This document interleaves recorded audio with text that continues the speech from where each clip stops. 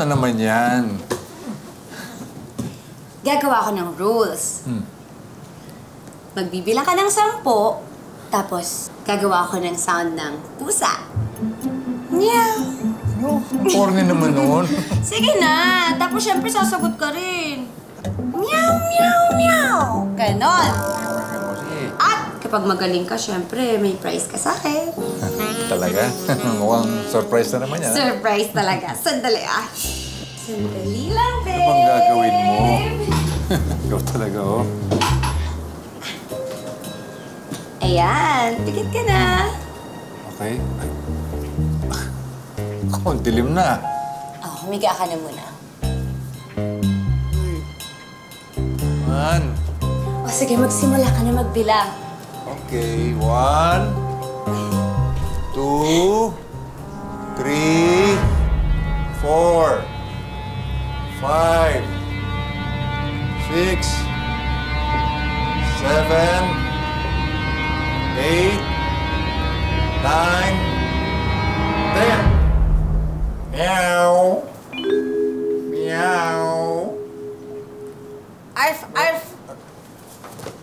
Josie! Anong ginagawa mo dito? Ikaw, bakit ka nakapiring? At bakit ka nagningingiyaw? Kasi natutulog ako. May pusa kasing pumapasok dito sa kwarto eh. Binubugaw ko lang. Shh! Hey! Talaga? Paano magkakapusa rito? At saka, kailan ka pa natulog? Nang nakaganito, may puso pa. Ngayon nga sinusubukan ko kasi hindi nga ako makatulog eh. Magsabi ka nga sa akin ng totoo, Lando. Hindi ba ang ipinaalam mo pupunta ka ng Cebu? Anong ginagawa mo rito? Josie, kasi susurpresahin kita. Alam ko, andito kayo ang buong pamilya ko, di ba? Eh kaso, ako sinurpresa mo eh. Nabuko na ako.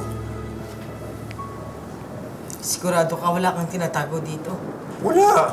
Wala ka naman nakita, di ba? Wala nga. Ano, nasaan?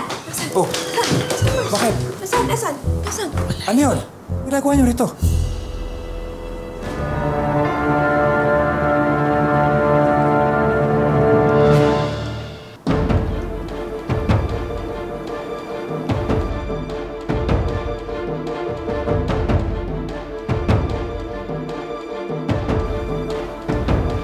Oh, sandali, sandali, dali. Ano ba naman kayo? Papasok-pasok kayo dito tapos parang nagdududa pa kayo sa akin. Pwede ba tama na yan? Okay? Okay? Sinurpresa ko lang yung asawa ko. Bigyan niyo naman kami ng privacy.